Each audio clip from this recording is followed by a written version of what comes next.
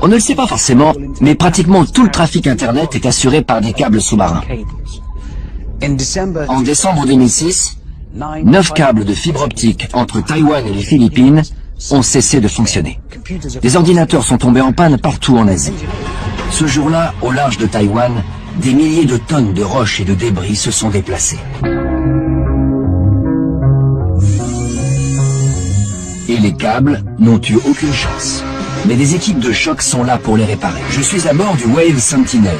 Il fait partie d'une flotte de bateaux de haute technologie dont le travail est de maintenir le monde connecté. Tout ce bateau se tient prêt à intervenir. On est en veille permanente. On est tenu d'intervenir dans les 24 heures.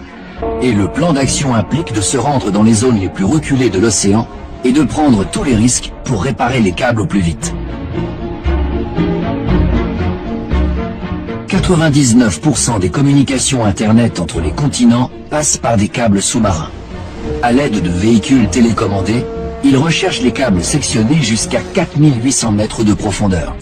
On mobilise des équipes et des bateaux et vous vous donnez tous mal simplement pour cette chose pas plus épaisse qu'un cheveu. Quelle quantité d'informations ils transportent? Chaque fibre fonctionne par paire et chaque paire de fibres transmet environ 150 millions d'appels téléphoniques simultanés. Tous en même temps. Ça fait du monde là-dedans. Et la place de cet objet très délicat est au fond de la mer. Chaque réparation peut coûter près de 600 000 €. Toutes les grandes entreprises de télécommunications gardent le numéro de ces hommes sous la main.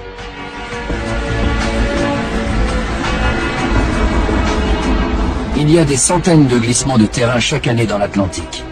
Et c'est grâce à ces bateaux qu'on peut se connecter à Internet tous les jours. 99%. Il ne reste plus que 1% pour comprendre et réaliser que peut-être les satellites n'existent pas. Dans cette vidéo, on vous parle tout de même d'une flotte de centaines de bateaux à travers le monde. On vous parle de missions qui coûtent en moyenne dans les 600 000 €. Et on vous parle aussi d'une centaine de missions par an. C'est pas rien. Chaque mission nécessite un déploiement d'énergie humaine, en plus dans des coins reculés, dans des endroits dangereux. Enfin, j'ai envie de dire, c'est pas comme si on avait des satellites. Ce deuxième point, c'est le fait que le père des satellites est Arthur C. Clarke. En soi, c'est tout de même une information capitale qui me semble suffisamment énorme et qui aurait mérité d'être relevée. Le troisième point, c'est Skylab. Cet ovni de l'espace qui, dès les années 70, enfonce largement tous les records en matière de dimension, de confort par rapport à ce qui se fait aujourd'hui dans l'ISS. Les démonstrations des astronautes qui tournent en rond comme des hamsters dans une roue, de voir un Skylab aussi au point, qui va fonctionner pendant 2 ans, sans véritable problème, et faire une démonstration de modernité qu'on ne retrouvera jamais dans toute l'histoire de la conquête spatiale. Depuis, plus rien. Il y a évidemment un mensonge aberrant de la part de la NASA, et même au niveau de l'évolution de son histoire. On peut encore relever des problèmes dont nous n'avons pas encore parlé, qui sont par exemple le fait que les avions disparaissent lorsqu'ils volent au-dessus des océans. Ils disparaissent des écrans radars. Ça, c'est une anomalie qui ne devrait pas exister si les satellites existaient. L'autre point que nous n'avons pas abordé, c'est les gyroscopes qui montrent toujours l'horizon alors qu'ils n'ont aucune correction. Ça pose encore un problème scientifique qui serait intéressant de pouvoir expliquer.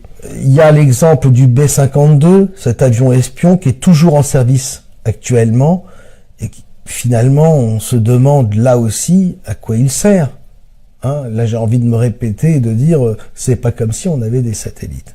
Par exemple, Hubble, c'est un des satellites télescopes dans l'espace qui est le plus connu au monde. On se souvient de la fameuse réparation d'Hubble dans l'espace qui nous avait valu énormément de presse et de médias à la NASA. Il se trouve qu'un programme de la NASA, en collaboration avec les Allemands, fait exactement et donne les mêmes résultats que Hubble. Il s'agit du programme SOFIA.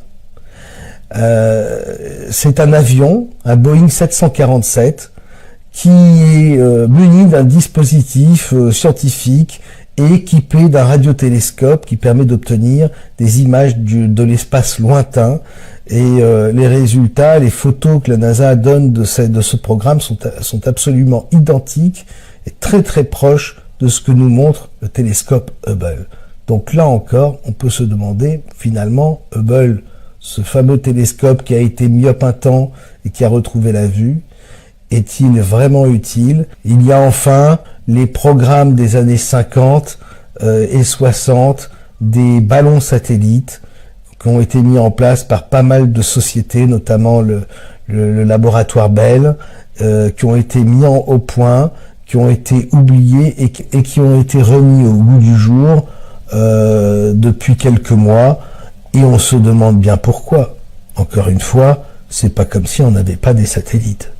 Maintenant, l'important à comprendre, c'est que le mensonge est partout. Le mensonge de la NASA n'est qu'un épiphénomène. En réalité, nous sommes tous victimes de la conspiration des conspirations. C'est la conspiration de la matrice. I'm getting a lot of questions about satellites. You know, this is their evidence that the Earth is a ball. Now let's take a look at these images of these satellites. Do these look real to you? I want you people that talk about satellites all the time to show me a real image of a satellite. All you get are these CGI images, not a single real image of a satellite anywhere. Why is that? All we get is this fake garbage. You get a CGI satellite, you get a CGI planet, all bogus, 100%. So, for all you people coming to my channel, talking about satellites, make a video, produce real satellites. You can't do it because they don't exist, period. Supposedly close to 3,000 satellites up in space. Again, all we get is this fake garbage. Now let's look at what ISS has to produce as far as real satellites. Get that fake garbage. You get this. All CGI, computer animated. Looks like a video game. Where are the satellites? You don't see any because they don't exist. Look at this. Wow. You believe this is real? If you believe this is real, you're going to believe every single lie NASA, the media, your government tells you. You've been completely blinded from birth. You believe everything you've been told your whole life. And any time someone questions an official story by your leaders, you get angry, you get upset, you get defensive. Because no one likes to be told they've been lied to their entire lives. But all you get, again, is computer animated garbage. Your whole life is nothing but garbage.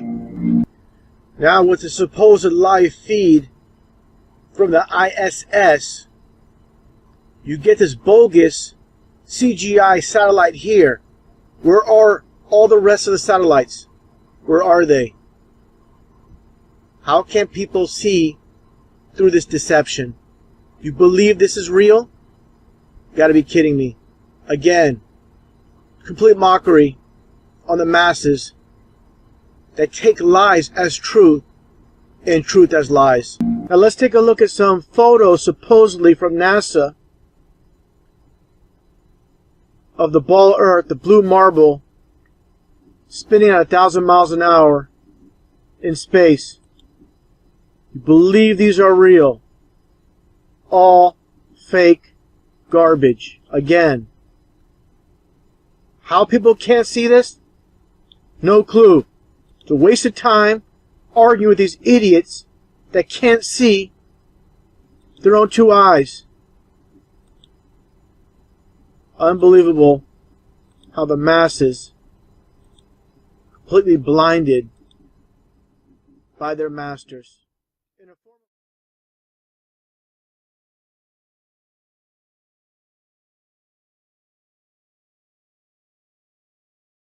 So, over here at the window, you'll see it looks like normal windows. You would think we'd be able to open this up and see right outside to our patio or our porch, but instead you will actually see 250 miles below us is the spinning ball Earth. Yes, it's true. Many people didn't know that I actually live on an orbiting space station. And this video is absolute proof. This is all the proof you need. It's open and shut. You're an idiot if you don't believe it. I did this with a 99-cent green poster board. And people want to tell me that they know that the ISS is real because they see it on TV. Based on my research for the past 10 months, our world is very different from the model that we are being taught by the authority on the matter.